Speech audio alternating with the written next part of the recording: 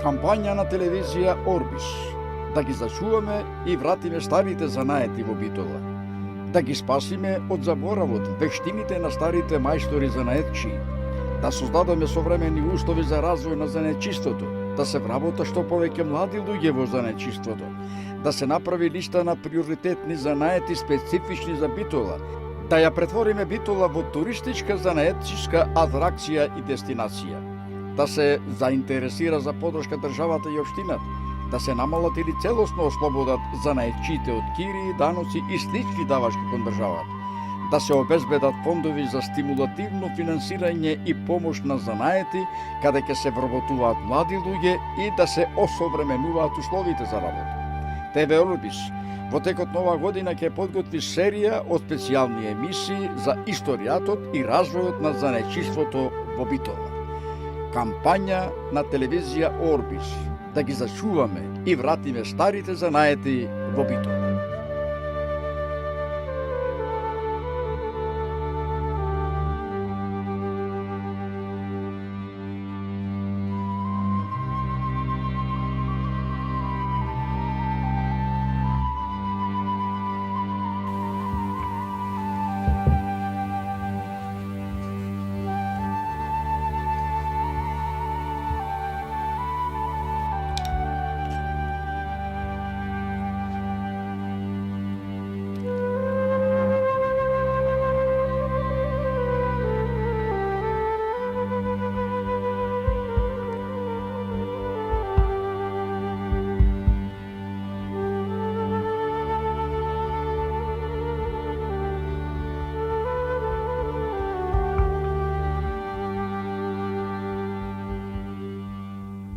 Во рамките на кампањата на телевизија Орбис, како да ги вратиме или да ги заштитиме некои од занаетите, се сретаме со многу битолски занаетчи, но и дојдовме до неколку заклучоци.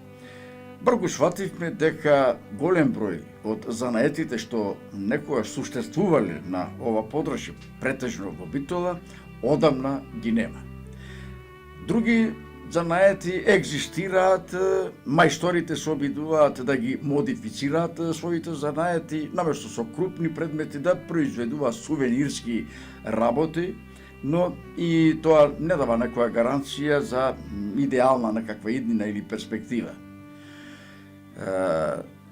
Некои занаети се обидуваат, меѓутоа не можат да се повратат заради силната конкуренција на технологијата и техниката.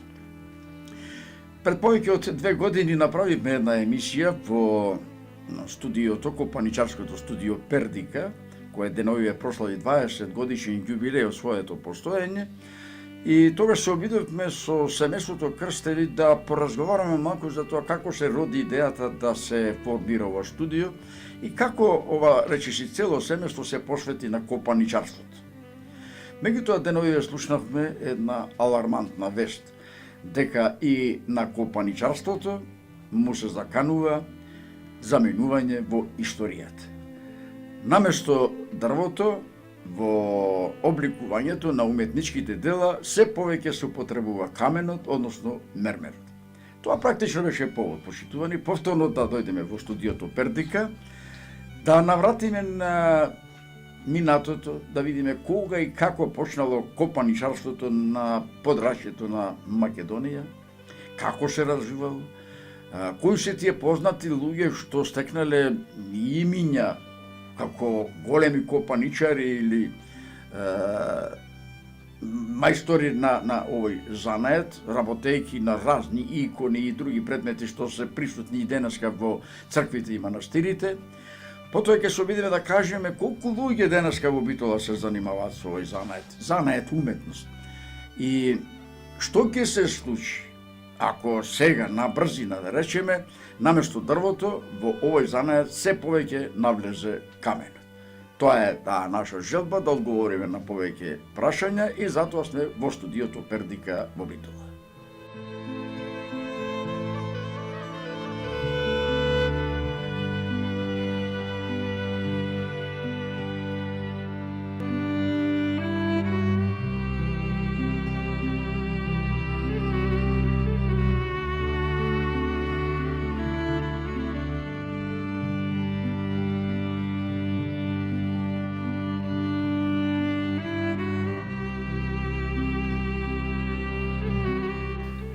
Разговараме со Гоце Крстевски, првиот човек на студиото Пердика во Битола. Гоце, вие долго време се занимавате со копаничарството? Па оваа година направивме 20 години јубилеј на ателието Пердика. Од почетокот фактички со професионална работа. Да. А пред тоа никогаш не сте се занимавале со оваа работа? Пред тоа сум се занимавал, меѓутоа професионално точно 20 годишнина е ова. Значи, професионално тоа представува, значи, Регистрирана фирма, да, екзистенција, животна екзистенција, со работајќи со ова. Како го сметате вие копаничарството, како уметност или како занае? Па копаничарството во првиот период представувало некој вид на занаед, не некој вид туку вистински занаед. Може да се речи дека копаничарството ете така некој термин меѓу нас копаничарите уметнички занаед. Значи повеќе одиме во кон уметност отколку кон занаед. Заради тоа, да речеме, и мојата титула самостоен уметник е добиена од Министерството за култура, мислам тоа не можеме да го запоставиме. И така.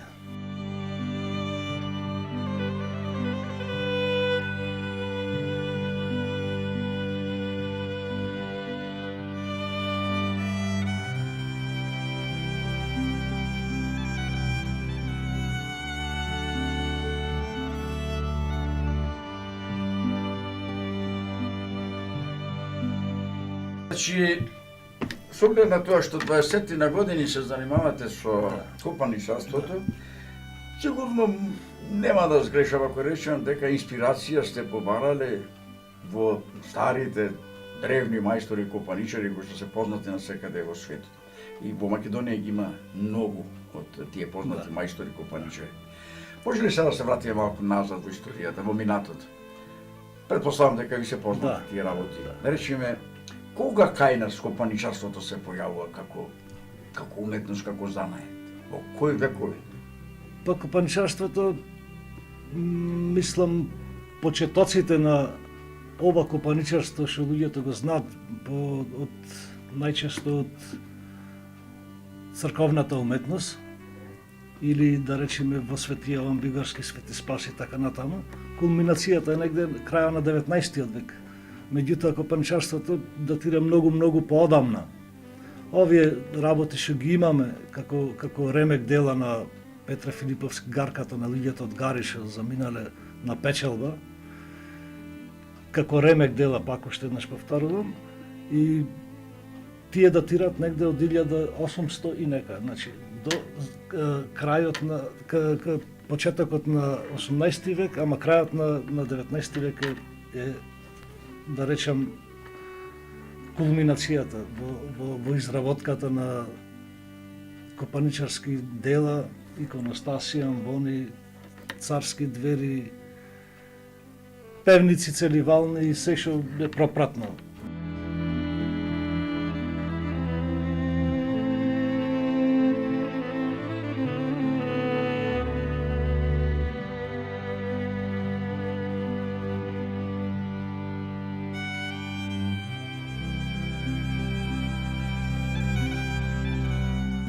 А после Втората светска војна, значи се враќаме еден период многу покасно, после Втората светска војна, од Охрид се појавуваат доста добри мајстори и по тој период, како што знаеме заради причините, не се градат многу цркви, меѓутоа тие работат на изработка на интериер во хотели, во собрание, кај председателот на Југославија, бивше и така натаму и така натаму.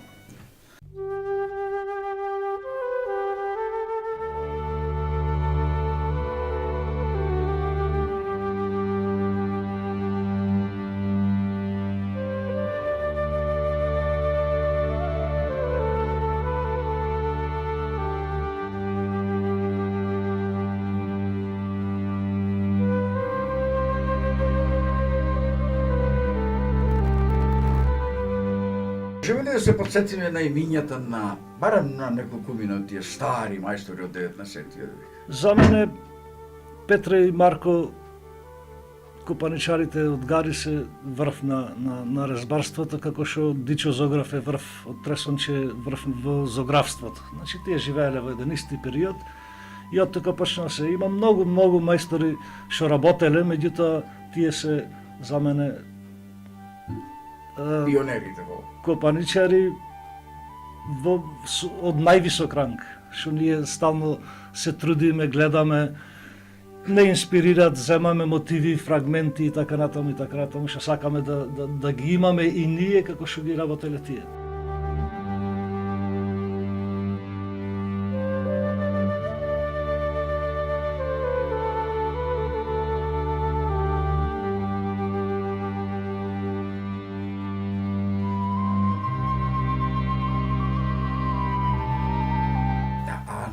Некои имиња да се сетиме исто така од поновиот период, еве после Втората светска војна. Од поновиот период, мислам, Крстанче, мојот драг, јас си го викам учител и покрај тоа што немам никогаш нити еден час од него, мислам, земено, Стефчо Гроздан,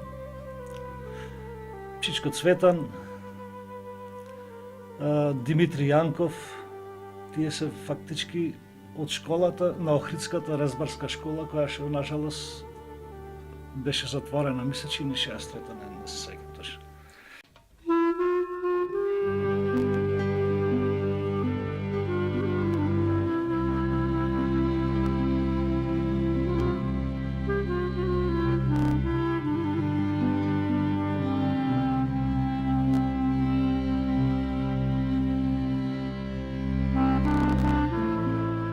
Може ли да заклучиме вака во она што до сега го рековме, она посебно кога зборуваме за копаничарството во Охрид, дека веројатно подлога е древноштана на градот на Охрид. Веројатно е она бројот на црквите и манастирите во Охрид и тоа и она што било создавано во вековите наназад ги инспирирало овие понови мајстори во копаничарството да се посветат нова работа. Може ли така тоа да се рече? Може да се речи. Некои луѓе многу погрешно тоа го разбират, велат Охридска резба.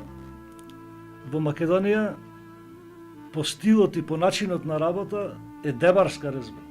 Затоа што од тоа е изворот, фактички од Гари е изворот на македонската резба. Меѓутоа, некои луѓе викат дека е Охридска заради тоа што Охрид е туристичко место, па во Охрид потоа беше и школата дрворезбарска.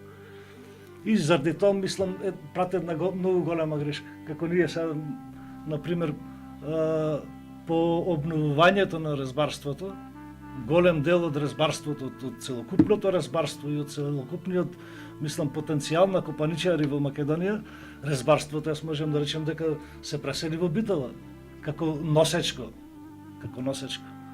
И заради тоа што и Сдруженијето, кога ние 92-ра некаде зимата прочитавме дека со последниот мајстор Крстанче изумира резбарството и тоа беше и причината да го формираме ние Сдруженијето на копаничари во Битола. За да се возобне. Да, и покрај нас 5-6 ентузијасти што бевме што го формиравме Сдруженијето, почнавме многу активно да работиме, направивме изложби, пее се негде и поќе колонии и така натаму.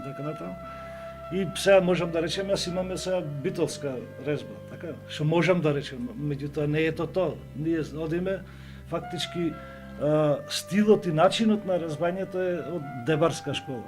Тоа и тука се применува. Да.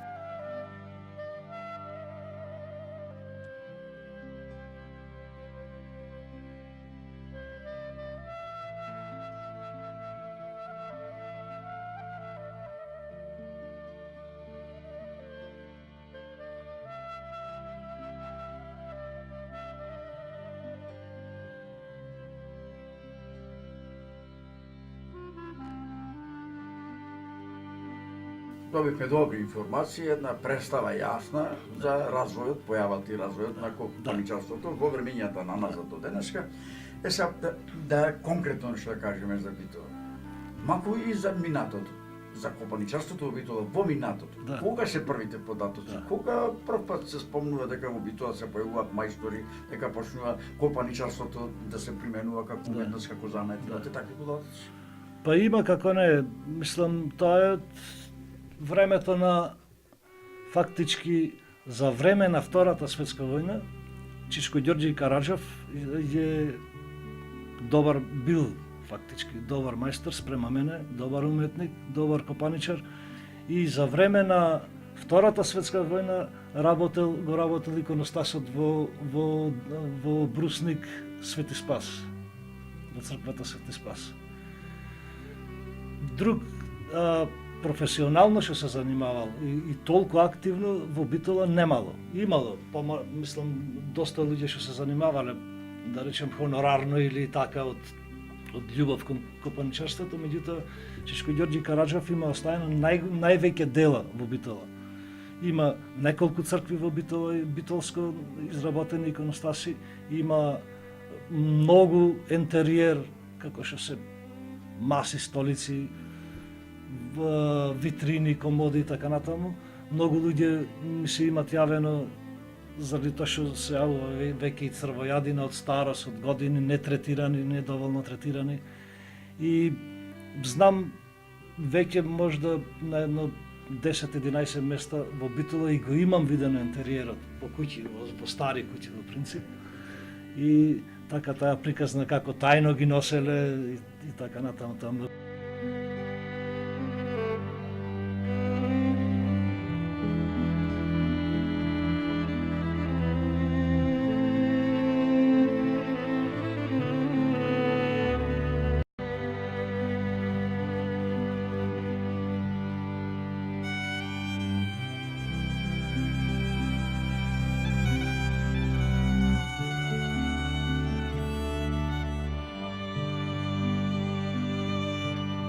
Ке се спомне копаничарството, веднаш се асоцира на потреба за изработка на икони, за предмети за цркви и манастири. Меѓутоа копаничарството има една поширока димензија. Да ја спомнавте сега, речеме, еден врвен тако копаничар од Битола се занимавал со изработка на разни други потреби, предмети за домаќинството, и за другиот дел животот, за канцелари, кабинети на поважни личности и така натаму. И јас истото го работам. Веројатно, појавата или потребата прво е тука, нека да се изработуваат икони, односно работи за цркви и манастири, така? Односно, веројатно, заради тоа што се наметнува потреба за екзистенција, за обезбедување живот, почнува да се шири за копаничарство, да се работат и други работи. Како ќе го објасните тоа се? Па вака, предмет изработен од дрво дава топлина. Предмет изработен од дрво и добро изрезбан, човекот може да го има во секоја просторија. Значи, може да го има во дневна, во спална и така натаму.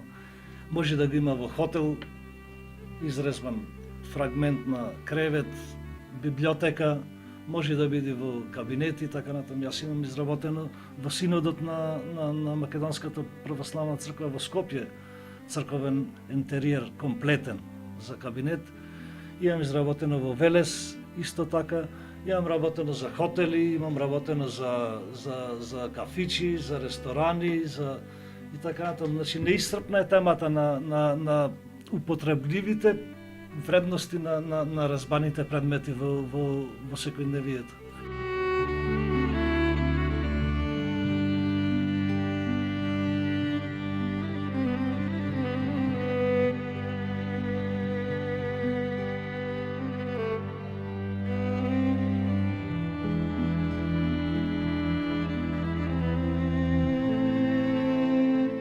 Сега, колку денеска луѓе во Битола се занимаваат со уште една повторно, колку денеска луѓе во Битола се занимаваат со копаничарство? Имате таков податок? Па, јас скоро сите ги знам, покрај тоа што Сдруженијето беше од првен нема, мислам и сега нема седиште, во куќата кај што работев порано, на Максим Горки, таму се собиравме. Има некој податок професионално, ние сме професионално што работиме. Не збораме сега ние да речеме некој оди на работа во пошта и после ручек работи, има такви многу, меѓутоа исклучиво како занимање исклучиво како занимање и по сите правила и прописи како што треба да се регистрира едно уметничко ателје. Едно уметничко ателје треба уметникот, главниот носителот на фирмата треба да биде трговец поединец. Јас сум единствен во Македонија. Значи, во Македонија, да. Значи, зборуваме сега за професионализам и по сите законски прописи, даноци, придонеси и така натаму.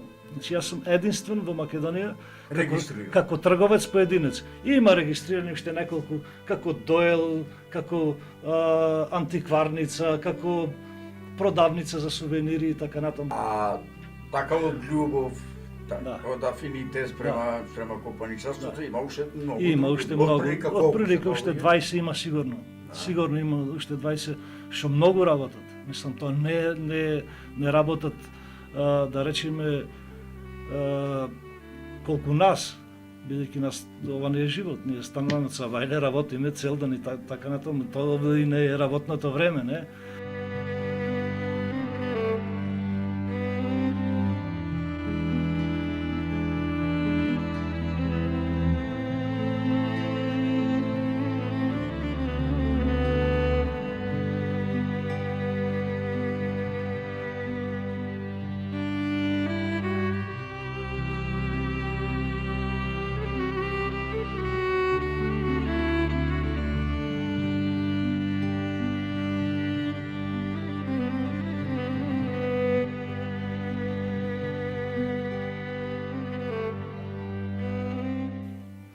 Студиото Пердика е студио на вашето семејство. Да.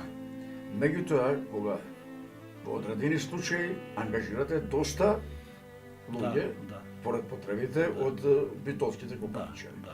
Од прилика, може ли така да кажам, кои се најчесто ваши соработници и со кој најчесто го делите она што представува како занает копаничарството? Па најмногу во ателието, мислам, работиме јас, Митко и Филип, жената и повремено, кога има потреба од поголем обем на луѓе, земаме соработници.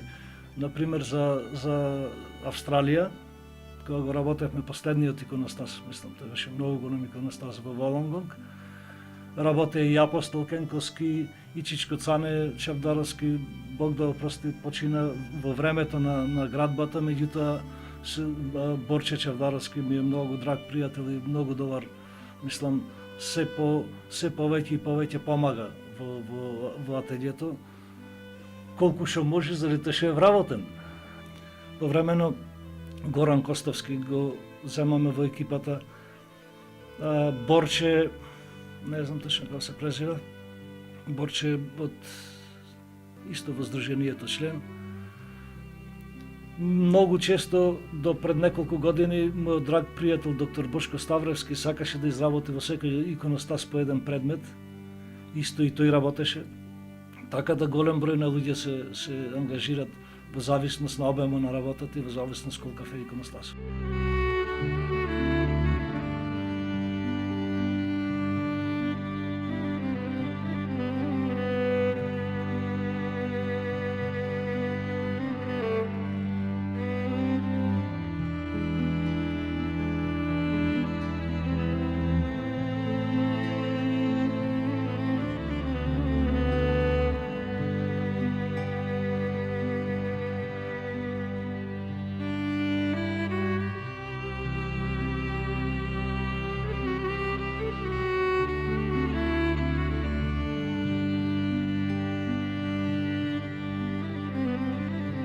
Зборувате за моменти кои имаше доста работа. Да. Како е сега? Сега е се потешко и потешко. Зошто е тоа така? Па зошто е, например, да тргнеме од најмалите предмети, од најмалите работи, луѓето на некој начин како да се плашат да купат резба.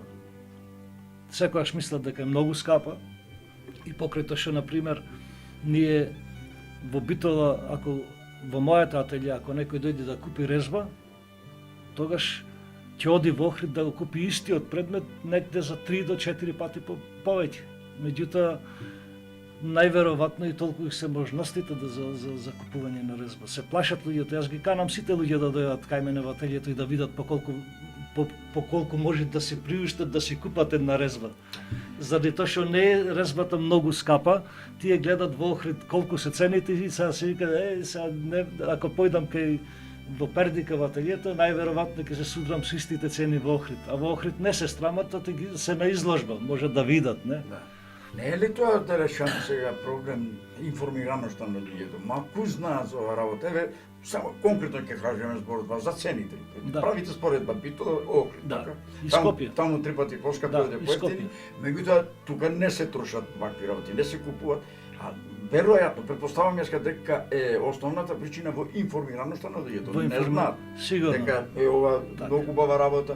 Се навикнавме на свадби, на Да. други свечености и така натаму да купуваме разни други Прослави. предмети, меѓутоа не ова што ќе остане Да, вечно да, како спомен да. и нешто навистина што секој ќе си најде место Да. во станот, во канцеларијата или во било кое друго нешто.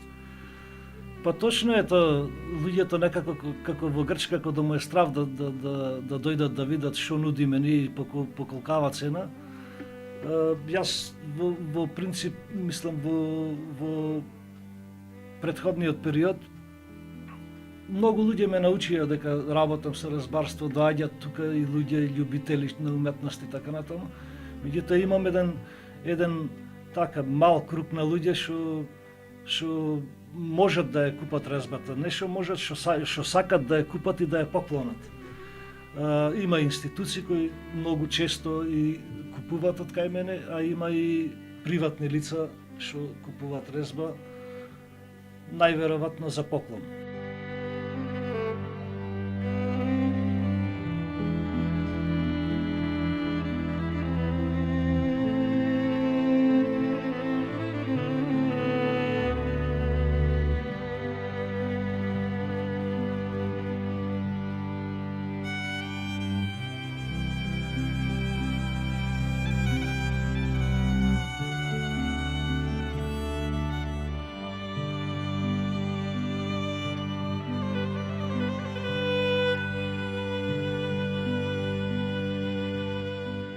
Значи една од причините Да, што се заканува да, да го снема и копаничарството како Да. уметност, како занает од овие наши Да. простори е неинформираноста на Да. луѓето, односно непостоењето навика да се купуваат потреби така, од копаничари. да, Има и друга причина на која. има, Сега се прават обиди Да. дрвото да се замени со нешто друго. да, да. Може се околу тоа да поразговараме и Може. колку тоа да речеме може да го доведе во прашање обстанокот на овој замок. Да.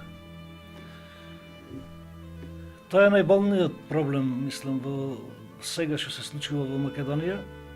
Јас ова година, како што напомнав, 20 години од ателието прославивме. Меѓутоа, за жал, најверојатно може да се случи и ателието Пердика да згасне. Најголемиот проблем е изработката на иконостаси од мермер. Од мермер, од пластика, шприцана пурпена, потоа премачкана со боја и изгледа како дрво, позлатена пак изгледа како дрво. Значи се метнуваат во црковниот интериер елементи кои што не даваат топлина, не даваат естетски изглед.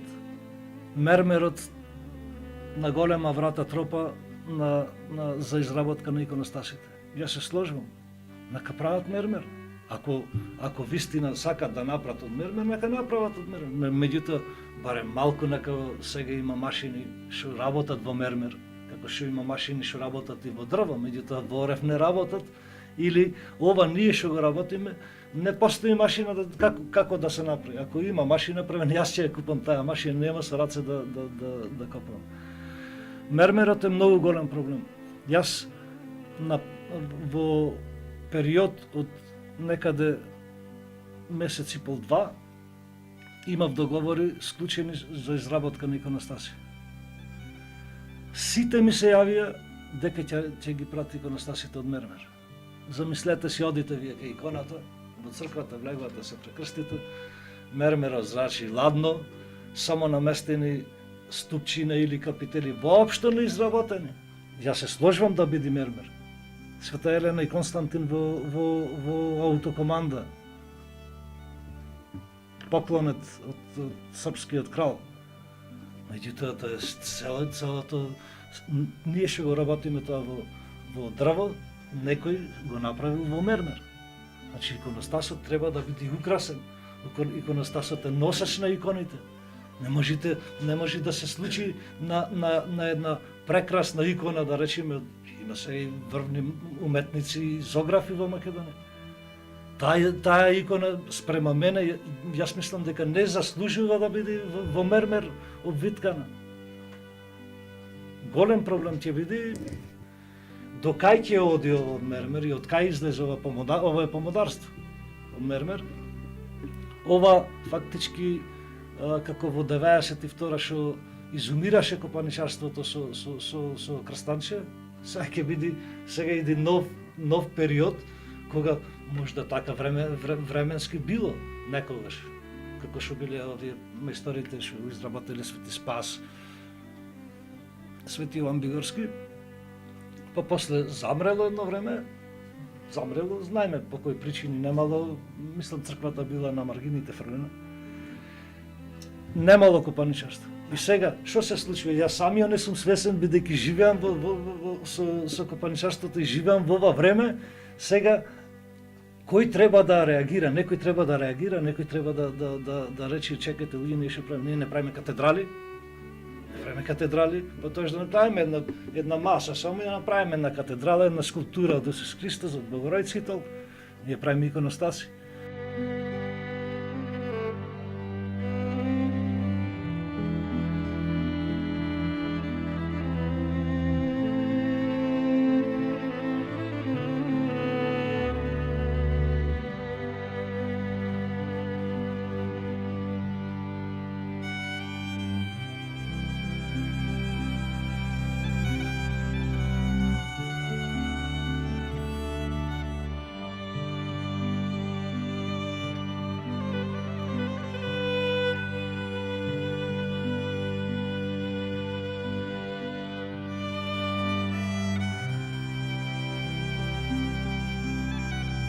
Првиот збор да се пофали уметноста во Македонија е зографството и копаничарството. Традиционално зборено. Има сега и филмови се снимат и така натаму, меѓутоа земете колкава традиција носи копаничарството, колкава да речеме, не сакам да и потценам тие мислам дела од уметноста, меѓутоа како традиција со нешто што може да се пофали Македонија е копаничарството и зографството.